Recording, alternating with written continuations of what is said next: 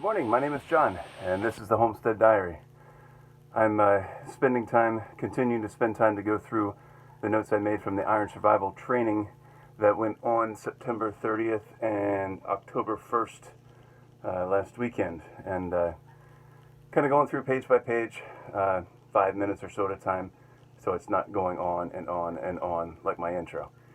Anyway, starting at the top, Mike, the lead trainer, was talking about how new and cool isn't always the best. And that seems to be kind of a consistent thing, is the people that are selling stuff are always trying to convince you that they've got the latest and greatest thing, and it doesn't change the fact that what's the best rifle to use? The rifle you own and that you train with. You know, it's not something that, this one's going to be that much better. Actually, it might be worse, because your muscle memory on your particular weapon of choice is going to be such that if you change up just because it's the newest and the coolest, you're gonna have to retrain all that muscle memory that you trained into your body and into your mind. And so, best to find something good and solid and stick with that platform rather than moving on.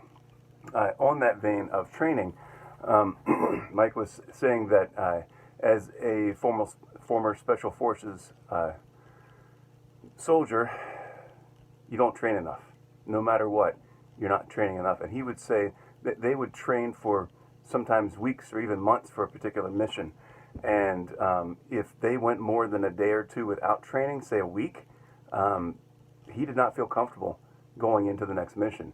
You have to be training day after day after day. So what you're doing is absolutely automatic. Nothing left to question in terms of your reactions. And so he was saying that you need to learn the basic techniques, which obviously that's kind of the classroom stuff that I'm doing now, going over the notes, is reviewing the techniques. And by the way, I'm doing this for me. And if you get something out of it, awesome. But primarily I'm doing this to ingrain in myself more of the notes that I took, so that way I can get a better grasp on what I learned and hopefully incorporate it into my daily training. And so that's learning the basic techniques, the fundamentals, but then you have to use them in a dynamic fashion. You have to go out and you have to make those motions. If you're in the passenger seat of the car that is being attacked, you have to know that you need to fling open the door, put your foot against the door so it doesn't snap back and close the door.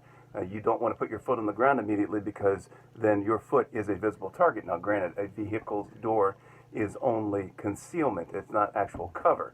But what someone can't see, they can't as easily shoot. And people will shoot at whatever the largest target is that they have. If that happens to be your foot, so be it. So anyway, in that vein, training must be realistic and stressful. You know, you need time limits. You need someone yelling at you. There's a threat. Go, go, go. That sort of thing. So that way you're behaving as though it's a serious thing. And so you have to master the fundamentals, so that way you don't have to think about them.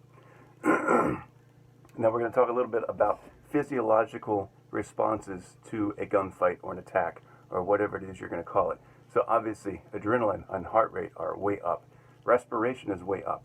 Now, one of the things that happens is you will develop tunnel vision, and this will reduce your situational awareness, which is part of why you have to be consciously and unconsciously making sure that in your peripherals you still see what's going on. You're aware of what your teammates are doing, and you're aware of what the bad guy might be doing, or the other bad guys.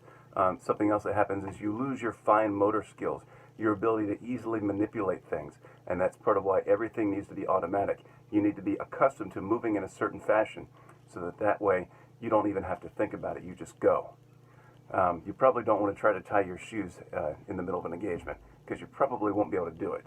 And so you have to make sure that everything is tied up the way it needs to be prior to.